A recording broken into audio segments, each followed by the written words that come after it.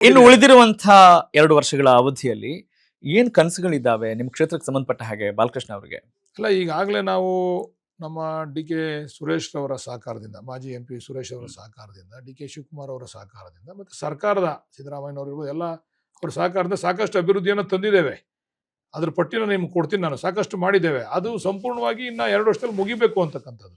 ನಾವೇನು ಅನುಷ್ಠಾನ ಮಾಡ್ತಾ ಇದೀವಲ್ಲ, ಅಲ್ಲ ಏನ್ ನಾವು ತಂದಿದೀವಲ್ಲ, ಅಲ್ಲ ಕುಡ್ ಯು ಅದು ಬಿ ಅನುಷ್ಠಾನ ಮೋರ್ ಆಗ್ಬೇಕು ಅಂತ. ಸ್ಪೆಸಿಫಿಕ್ ಅಂದ್ರೆ ಇನ್ನೂ ಸ್ವಲ್ಪ ನಿರ್ದಿಷ್ಟವಾಗಿ ಹೇಳ್ಬೋದಾ? ಅಲ್ಲ, ಈಗ ಇಂಥದ್ದನ್ನ ನೋಡಿ, ಮಾಡಕ್ ಹೊರಟಿದೀವಿ, ನಾವು ಇಷ್ಟು ಬ್ಯಾಲೆನ್ಸ್ ಇದೆ, ಇದನ್ನ ಮಾಡ್ಲಿಕ್ಕೆ ಹೊರಟಿದ್ದೀವಿ. ಶ್ರೀರಂಗ ಯೋಜನೆ, lift irrigation, Sriranga lift irrigation, ಈಗ ಅದಕ್ಕೆ ನೀರು ನಮಗೆ ಬರಲಿಲ್ಲ. ನಾವು ಅದೆಲ್ಲ ಒಂದು ಹಂತಕ್ಕೆ ಅದನ್ನ ಕಂಪ್ಲೀಟ್ ಮಾಡಿದೀವಿ, ಒಂದು ಅರ್ಧ ಕಂಪ್ಲೀಟ್ ಆಗಿದೆ. ಆ ಹಂತಕ್ಕೆ ಬರ್ಬೇಕಂದ್ರೆ ಒಂದು ಎಕ್ಸ್ಪ್ರೆಸ್ ಕ್ಯಾನಲ್ ಅಂತೇಳಿ ನಮ್ಮ ಡಿ ಕೆ ಸುರೇಶ್ ಅವರ, ಶಿವಕುಮಾರ್ ಅವರ ಪರಿಕಲ್ಪನೆ. ನಮಗೆ ತುಮಕೂರಿನಿಂದ ಆ ನೀರನ್ನ ತಗೊಂಡ್ಬರ್ತಕ್ಕಂಥದ್ದು ನೇರವಾಗಿ ಪೈಪ್ ಲೈನ್ ಮುಖಾಂತರ ಅದನ್ನ ಅಡ್ಡಿಪಡಿಸ್ತಾ ಇದಾರೆ ಅಲ್ಲಿ.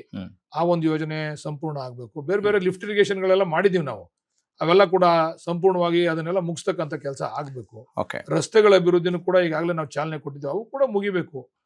ಒಂದು ಕ್ಷೇತ್ರ ಅಭಿವೃದ್ಧಿ ಆಗ್ಬೇಕಾದ್ರೆ ರಸ್ತೆಗಳು ಕೂಡ ಬಹಳ ಪ್ರಾಮುಖ್ಯತೆಯನ್ನು ವಹಿಸ್ತವೆ.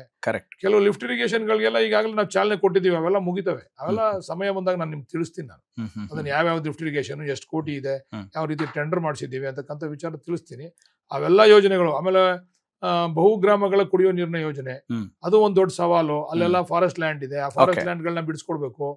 ಅವೆಲ್ಲಾನು ಕೂಡ ಈ ಒಂದು 2 ವರ್ಷದ ಅವಧಿನಲ್ಲಿ ಅವೆಲ್ಲಾನು ಎಲ್ಲಾ ಚಾಲೆಂಜಸ್ ಎದುರಿ ಅದನ್ನು ಮುಗಿಸ್ತಕ್ಕಂಥ ಕೆಲಸ ಮಾಡಬೇಕು ಅಂತಕ್ಕಂಥ. ಆಮೇಲೆ KPS ಶಾಲೆ, ಪಂಚಾಯತಿಗೆ ಒಂದು KPS ಶಾಲೆ ಮಾಡಬೇಕು ಅಂತ ಡಿ ಕೆ ಶಿವಕುಮಾರ್ ಅವರ ಕನಸದು, ಸುರೇಶ್ ಶಿವಕುಮಾರ್ ಅವ್ರ ಕನಸು. ಈಗ ನಮ್ಗೆ ಸುಮಾರು ಒಂದು 7-8 KPS ಶಾಲೆಗಳು ಮಂಜೂರಾತಿ ಆಗಿದ್ದಾವೆ. ಅವನ್ನ ಅನುಷ್ಠಾನ ಮಾಡಬೇಕು. ಅವನ್ನ ಇನ್ನೊಂದು ವರ್ಷದಲ್ಲಿ ಅದಕ್ಕೆ ನಾವು ಕಾಯಕಲ್ಪ ಕೊಡ್ಬೇಕು ಅದಕ್ಕೆಲ್ಲಾನು.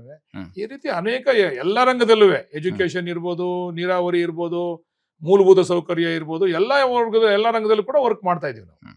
ಓಕೆ, ಈಗ ಮಾಧ್ಯಮಗಳಲ್ಲಿ ನಿಮ್ಮ ಹೇಳಿಕೆಗಳನ್ನು ಗಮನಿಸಿದಾಗ ಬಾಲಕೃಷ್ಣ ಅವರಿಗೆ ಡಿ ಕೆ ಶಿವಕುಮಾರ್ ಅತಿ ನೆಚ್ಚಿನ ನಾಯಕ.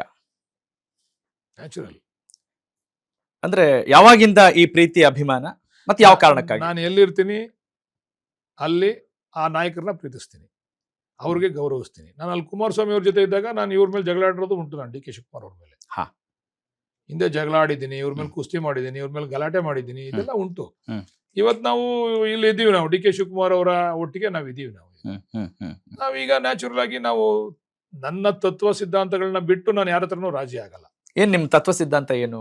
ನೇರವಾಗಿ ನನಗೆ ಬ್ಯಾಕ್ ಸ್ಟಾಬಿಂಗ್ ಮಾಡ್ತಕ್ಕಂಥದ್ದು, ಸುಳ್ಳು ಹೇಳ್ತಕ್ಕಂಥದ್ದು, ಇವೆಲ್ಲ ಕೂಡ ನನ್ಗಿಲ್ಲ. ಇರ್ತಕ್ಕಂಥ ವಿಚಾರ ನೇರವಾಗಿ ಯಾರೇ ನಾಯಕ ಆಗ್ಲಿ ನಾನು ಹೇಳಲಿಕ್ಕೆ ತಯಾರಿರ್ತೀನಿ, ಅದನ್ನ ಹೇಳ್ತೀನಿ. ಹಿಂಗ ಆಗ್ಬೇಕು, ಹಿಂಗ ಆಗ್ತಾ ಇದೆ, ಹಿಂಗ್ ಮಾಡ್ತಾ ಇದ್ರ ಅಂತ ಹೇಳ್ತಕ್ಕಂಥದ್ದು ಕೂಡ ಇದೆ ನನಗೆ. ಇವತ್ತು ನಾನು ಕಾಂಗ್ರೆಸ್ ಪಕ್ಷದಲ್ಲಿದ್ದೀನಿ. ನಾನು ಇವತ್ತು ನಮ್ಮ ಡಿ ಕೆ ಶಿವಕುಮಾರ್ ಅವರು ಉಪಮುಖ್ಯಮಂತ್ರಿಗಳಾಗಿದ್ರು, ಈಗ ಮುಖ್ಯಮಂತ್ರಿಗಳಾಗಿದ್ದಾರೆ. ನಾನು ಅವ್ರ ಜೊತೆ ಇರ್ಲೇಬೇಕಲ್ವಾ? ಅದು ಕಾಂಗ್ರೆಸ್ ಪಕ್ಷದಿಂದ ಸಿದ್ದರಾಮಯ್ಯನವರು ಮುಖ್ಯಮಂತ್ರಿಯಾಗಿ ಆಯ್ಕೆ ಆದಾಗ್ಲೂ ಕೂಡ ನಿಮ್ಮ ನೆಚ್ಚಿನ ನಾಯಕ ಡಿ ಕೆ ಶಿವಕುಮಾರ್ ಅವರೇ ಆಗಿರ್ತಾರೆ. ಅವರ ಪರವಾಗಿ ಬಹಳಷ್ಟು ಹೇಳಿಕೆಗಳನ್ನು ಕೊಡ್ತಾ ಇದ್ದೀರಿ. ಅಂಥ ವಿಶೇಷತೆ ಡಿ ಕೆ ಶಿವಕುಮಾರ್ ಅವರಲ್ಲಿ ತಾವು ಕಂಡಂಥದ್ದೇನು?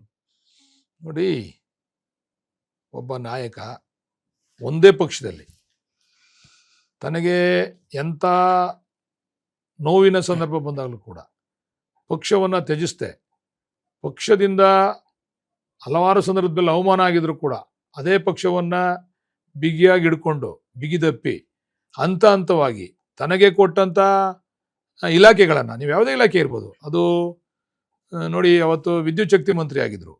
ಸೋಲಾರ್ ಪವರ್ ಪ್ಲಾಂಟ್ನ ಪ್ರಪ್ರಥಮವಾಗಿ ಇಲ್ಲಿ ಬಹಳ ಯಶಸ್ವಿಯಾಗಿ ಇಂಪ್ಲಿಮೆಂಟ್ ಮಾಡಿದ್ವಿ ರಾಜ್ಯದಲ್ಲಿ. ಪಾವಗಡ ಅಂತ ಜಾಗದಲ್ಲಿ ಅಲ್ಲೇನು ಬೆಳೆಯಲ್ಲ ಅಂತ ಕಡೆ ಹೋಗಿ ಅದನ್ನ ಜಾಗನೆಲ್ಲ ಗುರುತಿಸಿ ಹಲವಾರು ಎಕರೆನಲ್ಲಿ ಪವರ್ ಪ್ಲಾಂಟ್ ಮಾಡಿ ಅದನ್ನ ಮಾಡ್ತಕ್ಕಂಥ ಕೆಲಸ ಮಾಡಿದ್ರು. ಮತ್ತು ಇವತ್ತು ನೀರಾವರಿ ಮಂತ್ರಿ ಆಗಿದ್ರು. ನೀರಾವರಿ ಮಂತ್ರಿಯಾಗಿ ಇವತ್ತು ನೀವು ಮೇಕೆದಾಟು ನಿಮ್ಗೆ ಉದಾಹರಣೆ ಇರ್ಬೋದಲ್ಲ, ಎಷ್ಟು ವರ್ಷದ ಸಮಸ್ಯೆ ಮೇಕೆದಾಟು. ಬಹಳ ದಶಕಗಳು, ಬಹಳ ಸುಪ್ರೀಂ ಕೋರ್ಟ್ ನಲ್ಲಿ ಬಹಳ ಯಶಸ್ವಿಯಾಗಿ ತಾನು ತನ್ನ ತಂಡವನ್ನ ಕಟ್ಕೊಂಡು ಹೋಗಿ ಯಶಸ್ವಿಗೊಳಿಸಿದಾರಲ್ವಾ, ಮೇಕೆದಾಟು ಯೋಜನೆ ಯಶಸ್ವಿಗೊಳಿಸಿದಾರಲ್ಲ. ಈ ರೀತಿ ಅವ್ರಿಗೆ ಯಾವುದೇ ಕೆಲಸ ಕೊಟ್ಟರು ಕೂಡ ಸಮರ್ಪಕವಾಗಿ ಮೇಕೆದಾಟು ಯೋಜನೆಗೆ ಸಂಬಂಧಪಟ್ಟ ಹೋರಾಟ ಮಾಡ್ತಾ ಇದ್ದಾರೆ. ನೋ ಸುಪ್ರೀಂ ಕೋರ್ಟ್ ಅಲ್ಲಿ ನಮಗೆ ನ್ಯಾಯ ಸಿಕ್ಕಿದೆ. ಬಟ್ ನಮಗೆ ಅನುಷ್ಠಾನ ಆಗ್ಬೇಕಾಗಿದೆ, ಸೆಂಟ್ರಲ್ ಗವರ್ಮೆಂಟ್ ಕ್ಲಿಯರೆನ್ಸ್ ಬೇಕು ನಮಗೆ. ಅದೇ ಅನುಷ್ಠಾನ ಆಗ್ಬೇಕಂದ್ರೆ ಸೆಂಟ್ರಲ್ ಗವರ್ಮೆಂಟ್ ಕ್ಲಿಯರೆನ್ಸ್ ಬೇಕಲ್ಲ, ಹೀಗಾಗಿ ಮಾಡ್ಬೇಕು ನಮಗೆ. ಕೇಂದ್ರ ಸರ್ಕಾರ ಮಾತ್ರ ನಿಮ್ಗೆ ವಿರೋಧಿ ಆಗಿದೆ. ಹೌದು, ಕೇಂದ್ರ ಸರ್ಕಾರ ಇವತ್ತು ನಮ್ಮ ಸರ್ಕಾರ ಇದ್ದಿದ್ರೆ ಇಷ್ಟೊತ್ತಿಗೆ ನಾವು ಮೇಕೆದಾಟನ್ನ ಅನುಷ್ಠಾನ ಮಾಡ್ತಿದ್ದ, ನಾವು 100ಕ್ಕೆ 100 ಅನುಷ್ಠಾನ ಮಾಡ್ತಿದ್ದ. ಈಗ ಮುಖ್ಯಮಂತ್ರಿಗಳಾಗೂ ಕೂಡ ಅವ್ರಿಗೆ ಚಾಲೆಂಜಸ್ ಇದೆ, ಮುಂದೆ ಸರ್ಕಾರ ತರಬೇಕು. ನೋಡಿ, ಅವರು ಕರೋನಾ ಸಂದರ್ಭದಲ್ಲಿ ಅಧ್ಯಕ್ಷರಾದ್ರು. ಅವತ್ತು ಜನ ಓಡಾಡ್ಲಿಕ್ಕೆ ಆಗ್ತಿರ್ಲಿಲ್ಲ, ಹೊರಗಡೆ ಬರಕ್ ಆಗ್ತಿರ್ಲಿಲ್ಲ, ಯಾರಿಗೂ ಕೂಡ ಅಧ್ಯಕ್ಷತೆ ಬೇಕಾಗಿರ್ಲಿಲ್ಲ, ಪಕ್ಷದ ಅಧ್ಯಕ್ಷಗಿರಿ. ಆ ಸಂದರ್ಭದಲ್ಲಿ ಅಧ್ಯಕ್ಷತೆಯನ್ನ ತೆಗೆದುಕೊಂಡು ಸಿದ್ದರಾಮಯ್ಯನವರ ಒಡಗೂಡಿ ಓಕೆ ಗ್ಯಾರಂಟಿ ಯೋಜನೆಗಳನ್ನ ಜಾರಿ ಮಾಡ್ತೀವಿ ಅಂತೇಳಿ ಜನಗಳನ್ನ ಮನವೊಲಿಸಿ, ಈಗ ಗ್ಯಾರಂಟಿ ಯೋಜನೆಗಳನ್ನ ಜಾರಿ ಮಾಡ್ತೀವಿ ಅಂದ ಕ್ಷಣಕ್ಕೆ ಓಟ್ ಹಾಕಲ್ಲ. ಈ ಯಾರು ನಾಯಕರಿದ್ದಾರೆ ಅಂತದಕ್ಕಂತಂದ್ರೆ ನೋಡ್ತಾರೆ. ಅದರಲ್ಲಿ ಸಿದ್ದರಾಮಯ್ಯನವ್ರ ಜೊತೆ ಡಿ ಕೆ ಶಿವಕುಮಾರ್ ಅವ್ರು ನಿಂತು ಇಲ್ಲಪ್ಪ ನಾವು ಮಾಡ್ತೀವಿ ಅಂತಕ್ಕಂಥ ವಾಗ್ದಾನವನ್ನ ಕೊಟ್ಟು ಅಧಿಕಾರಕ್ಕೆ ತಂದ್ರು. 140 ಸೀಟ್ ಗೆಲ್ತಕ್ಕಂಥದ್ದು ಸುಲಭದ ಕೆಲಸ. ಆಮೇಲೆ 138 ಗೆಲ್ತೀನಿ ನಾನು ಅಂತಕ್ಕಂಥದ್ದನ್ನ ಮುಂಚೆನೆ ಅವರು ಡಿಕ್ಲೇರ್ ಮಾಡಿದ್ರು. ನಾವು ಡಿಕ್ಲೇರ್ ಮಾಡ್ತಾರೆ ಅಂತಂದ್ರೆ ಕರೆಕ್ಟ್. ಅವರ ದೂರದೃಷ್ಟಿ ಮತ್ತೆ ಇಚ್ಛಾಶಕ್ತಿ ಎಷ್ಟಿದೆ ಅಂತ ನಾವು ಯೋಚನೆ ಮಾಡ್ಬೇಕಲ್ವಾ. ಈ ರೀತಿ ನಾಯಕತ್ವ ಇದೆ. ಒಬ್ಬ ನಾಯಕನಿಗೆ ಪಾಸಿಟಿವ್ ಇರ್ತದೆ, ನೆಗೆಟಿವ್ ಇರ್ತದೆ. ನಾವೆಲ್ಲಾನು ಪೂರ್ತಿ ಪಾಸಿಟಿವ್ ಅನ್ನಕ್ಕಾಗಲ್ಲ.